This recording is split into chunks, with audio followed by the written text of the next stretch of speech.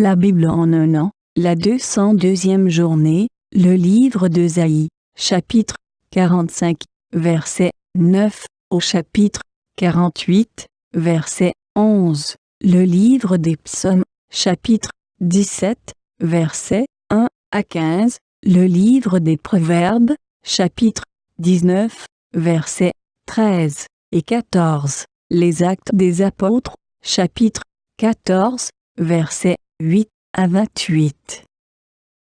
Ésaïe, chapitre 45.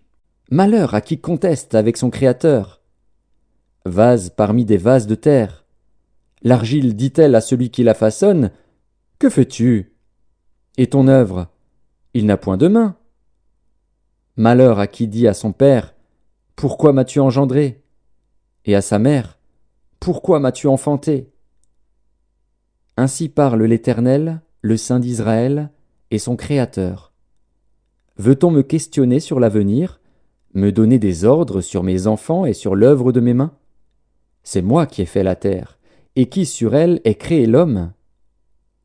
C'est moi, ce sont mes mains qui ont déployé les cieux, et c'est moi qui ai disposé toute leur armée. C'est moi qui ai suscité Cyrus dans ma justice, et j'aplanirai toutes ses voies. Il rebâtira ma ville, et libérera mes captifs, sans rançon ni présent, dit l'Éternel des armées. Ainsi parle l'Éternel. Les gains de l'Égypte et les profits de l'Éthiopie, et ceux des Sabéens à la taille élevée, passeront chez toi et seront à toi. Ces peuples marcheront à ta suite, ils passeront enchaînés, ils se prosterneront devant toi, et te diront en suppliant, « C'est auprès de toi seulement que se trouve Dieu, et il n'y a point d'autre Dieu que lui. » Mais tu es un Dieu qui te cache, Dieu d'Israël, Sauveur. Ils sont tous honteux et confus, ils s'en vont tous avec ignominie, les fabricateurs d'idoles. C'est par l'Éternel qu'Israël obtient le salut, un salut éternel. Vous ne serez ni honteux ni confus, jusque dans l'éternité. Car ainsi parle l'Éternel, le Créateur des cieux, le seul Dieu, qui a formé la terre, qui l'a faite et qui l'a affermie, qui l'a créée pour qu'elle ne fût pas déserte, qui l'a formée pour qu'elle fût habitée. Je suis l'Éternel, et il n'y en a point d'autre.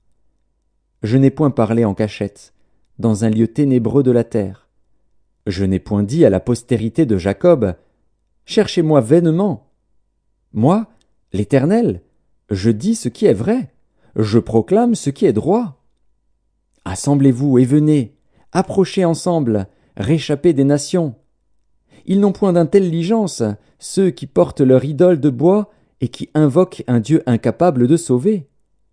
Déclarez-le et faites-les venir, qu'ils prennent conseil les uns des autres. Qui a prédit ces choses dès le commencement et depuis longtemps les a annoncées? N'est-ce pas moi, l'Éternel? Il n'y a point d'autre Dieu que moi. Je suis le seul Dieu juste et qui sauve. Tournez-vous vers moi, et vous serez sauvés, vous tous qui êtes aux extrémités de la terre. Car je suis Dieu, et il n'y en a point d'autre. Je le jure par moi-même, la vérité sort de ma bouche et ma parole ne sera point révoquée.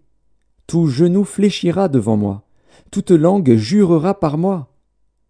En l'Éternel seul, me dira-t-on, réside la justice et la force. À lui viendront, pour être confondus, tous ceux qui étaient irrités contre lui. Par l'Éternel seront justifiés et glorifiés tous les descendants d'Israël. Ésaïe, chapitre 46. Bel s'écroule, Nébo tombe. On met leurs idoles sur des animaux, sur des bêtes. Vous les portiez, et les voilà chargés, devenus un fardeau pour l'animal fatigué. Ils sont tombés, ils se sont écroulés ensemble. Ils ne peuvent sauver le fardeau, et ils s'en vont eux-mêmes en captivité. Écoutez-moi, maison de Jacob, et vous tous, reste de la maison d'Israël, vous que j'ai pris à ma charge dès votre origine, que j'ai porté dès votre naissance. Jusqu'à votre vieillesse, je serai le même, jusqu'à votre vieillesse, je vous soutiendrai. Je l'ai fait, et je veux encore vous porter, vous soutenir, et vous sauver. À qui me comparerez-vous pour le faire mon égal? À qui me ferez-vous ressembler pour que nous soyons semblables? Ils versent l'or de leur bourse et pèsent l'argent à la balance. Ils payent un orfèvre pour qu'il en fasse un dieu, et ils adorent et se prosternent. Ils le portent, ils le chargent sur l'épaule, ils le mettent en place, et il y reste. Il ne bouge pas de sa place. Puis on crie vers lui, mais il ne répond pas, il ne sauve pas de la détresse. Souvenez-vous de ces choses, et soyez des hommes. Pécheurs, rentrez en vous-même. Souvenez-vous de ce qui s'est passé dès les temps anciens. Car je suis Dieu, et il n'y en a point d'autre. Je suis Dieu, et nul n'est semblable à moi. J'annonce dès le commencement ce qui doit arriver, et longtemps d'avance ce qui n'est pas encore accompli. Je dis, mes arrêts subsisteront, et j'exécuterai toute ma volonté. C'est moi qui appelle de l'Orient un oiseau de proie, d'une terre lointaine un homme pour accomplir mes desseins. Je l'ai dit, et je le réaliserai. Je l'ai conçu, et je l'exécuterai. Écoutez-moi, gens endurcis de cœur, ennemis de la droiture. Je fais approcher ma justice, elle n'est pas loin. Et mon salut, il ne tardera pas. Je mettrai le salut en Sion, et ma gloire sur Israël. Ésaïe, chapitre 47. Descends, et assieds-toi dans la poussière, vierge, fille de Babylone. Assieds-toi à terre, sans trône, fille des Chaldéens. On ne t'appellera plus délicate et voluptueuse. Prends les meules, et mous de la farine. Ôte ton voile, relève les pans de ta robe, découvre tes jambes, traverse les fleuves. Ta nudité sera découverte, et ta honte sera vue. J'exercerai ma vengeance, je n'épargnerai personne. Notre Rédempteur, c'est celui qui s'appelle l'Éternel des armées, c'est le Saint d'Israël. Assieds-toi en silence, et va dans les ténèbres, fille des Chaldéens. On ne t'appellera plus la souveraine des royaumes. J'étais irrité contre mon peuple, j'avais profané mon héritage, et je les avais livrés entre tes mains. Tu n'as pas eu pour eux de la compassion, tu as durement appesanti ton joug sur le vieillard. Tu disais, à toujours je serai souveraine. Tu n'as point mis dans ton esprit, tu n'as point songé que cela prendrait fin. Écoute maintenant ceci, voluptueuse, qui t'assied avec assurance, et qui dit en ton cœur, moi, et rien que moi. Je ne serai jamais veuve, et je ne serai jamais privée d'enfant. Ces deux choses t'arriveront subitement, au même jour, la privation d'enfants et le veuvage. Elles fondront en plein sur toi, malgré la multitude de tes sortilèges, malgré le grand nombre de tes enchantements. Tu avais confiance dans ta méchanceté, tu disais « Personne ne me voit ». Ta sagesse et ta science t'ont séduite, et tu disais en ton cœur « Moi, et rien que moi ». Le malheur viendra sur toi, sans que tu en voies l'aurore. La calamité tombera sur toi, sans que tu puisses la conjurer. Et la ruine fondra sur toi tout à coup, à l'improviste. Reste donc au milieu de tes enchantements et de la multitude de tes sortilèges, auxquels tu as consacré ton travail dès ta jeunesse. Peut-être pourras-tu en tirer profit, peut-être deviendras-tu redoutable. Tu t'es fatigué à force de consulter. Qu'ils se lèvent donc et qu'ils te sauvent, ceux qui connaissent le ciel, qui observent les astres, qui annoncent, d'après les nouvelles lunes, ce qui doit arriver. Voici, ils sont comme de la paille, le feu les consume, ils ne sauveront pas leur vie des flammes. Ce ne sera pas du charbon dont on se chauffe, ni un feu auprès duquel on s'assied. Tel sera le sort de ceux que tu te fatiguais à consulter. Et ceux avec qui tu as trafiqué dès ta jeunesse se disperseront chacun de son côté. Il n'y aura personne qui vienne à ton secours. Ésaïe, chapitre 48. Écoutez ceci, maison de Jacob, vous qui portez le nom d'Israël, et qui êtes sortis des eaux de Juda, vous qui jurez par le nom de l'Éternel, et qui invoquez le Dieu d'Israël, mais sans vérité ni droiture. Car ils prennent leur nom de la ville sainte, et ils s'appuient sur le Dieu d'Israël, dont le nom est l'Éternel des armées.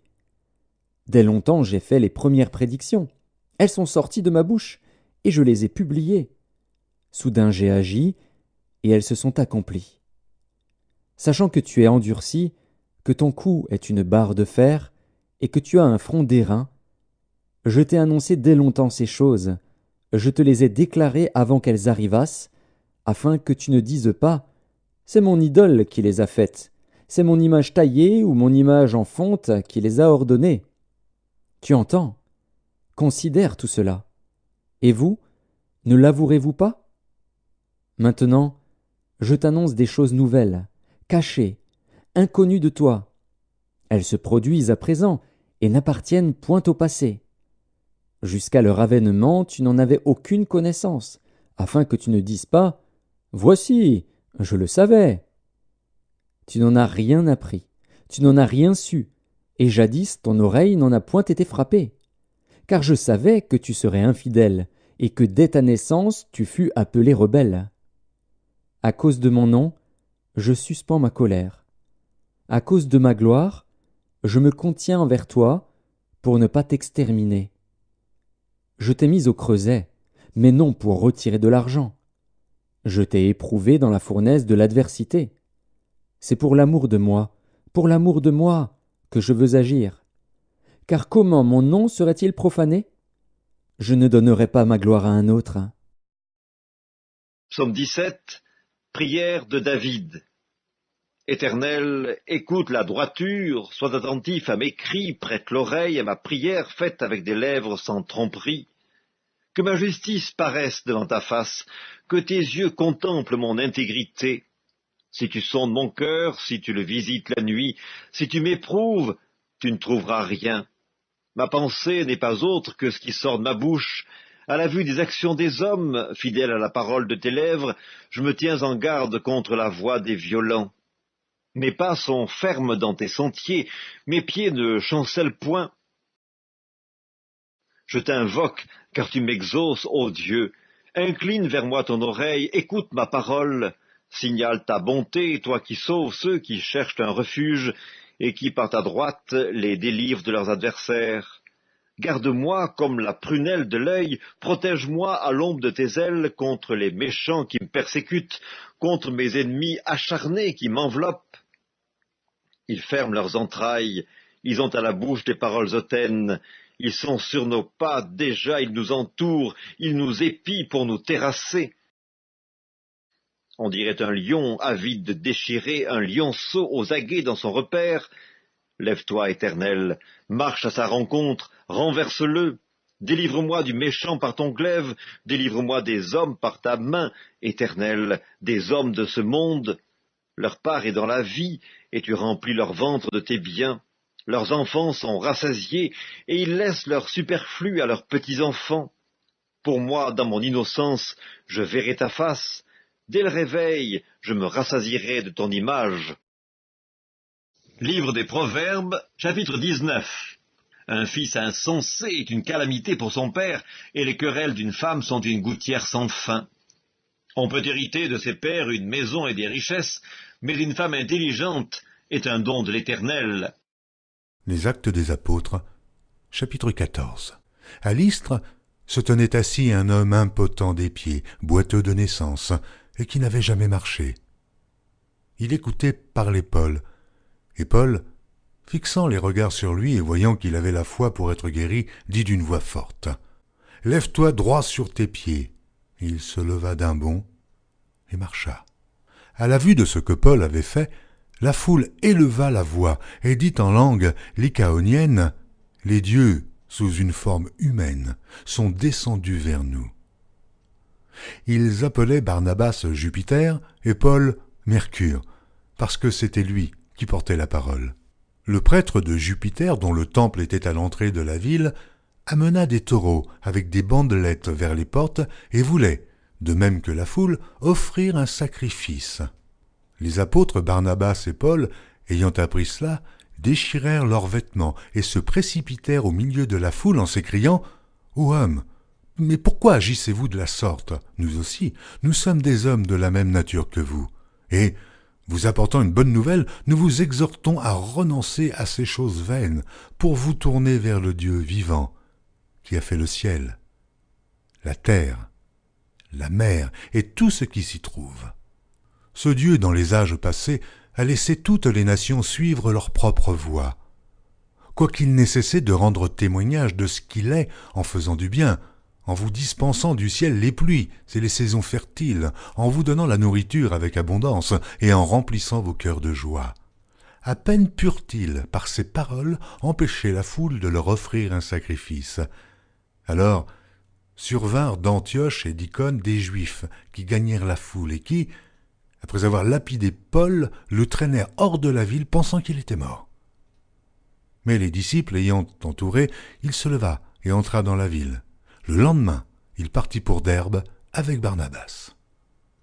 Quand ils eurent évangélisé cette ville et fait un certain nombre de disciples, ils retournèrent à Lystre, à Icône et à Antioche, fortifiant l'esprit des disciples, les exhortant à persévérer dans la foi et disant que c'est par beaucoup de tribulations qu'il nous faut entrer dans le royaume de Dieu. Ils firent nommer des anciens dans chaque église et, après avoir prié et jeûné, ils les recommandèrent au Seigneur, en qui il avait cru. Traversant ensuite la Pisidie, ils vinrent en Pamphylie, annoncèrent la parole à Perge et descendirent à Attalie. De là, ils s'embarquèrent pour Antioche, d'où ils avaient été recommandés à la grâce de Dieu pour l'œuvre qu'ils venaient d'accomplir. Après leur arrivée, ils convoquèrent l'Église et ils racontèrent tout ce que Dieu avait fait avec eux et comment il avait ouvert aux nations la porte de la foi. Et ils demeurèrent assez longtemps avec les disciples.